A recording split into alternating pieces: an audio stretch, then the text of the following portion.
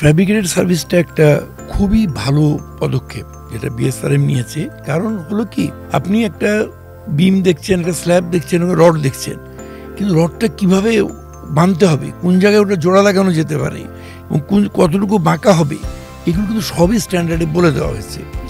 যখন আপনি একজন এমনি মিস্ত্রি এনে কাজ করাচ্ছেন, সে ভালো হতে পারে, খারাপও হতে পারে, সে তার খেয়াল খুশির মতো যেখানে ল্যাব দেওয়ার দরকার নাই সেখানে ল্যাব দিয়ে দিল, যেখানে হুক করার দরকার নাই সেখানে করার দরকার সেখানে করলো না। যখন আপনি ফ্যাব্রিকেটেড সার্ভিসটা নেবেন, ওই ফ্যাব্রিকেশনটা পুরো হয় কোডের নিয়ম মেনে। সেখানে কিন্তু আপনার বাড়ির ডিভিশন হওয়ার কোনো সুযোগই নাই। এটা কিন্তু একটা নিরাপদ আরসিসি স্ট্রাকচারের ক্ষেত্রে এক স্টেপ আগিয়ে যাওয়া এবং এনশিওর করা। তারপরে ব্যাপারটা থাকে কংক্রিট।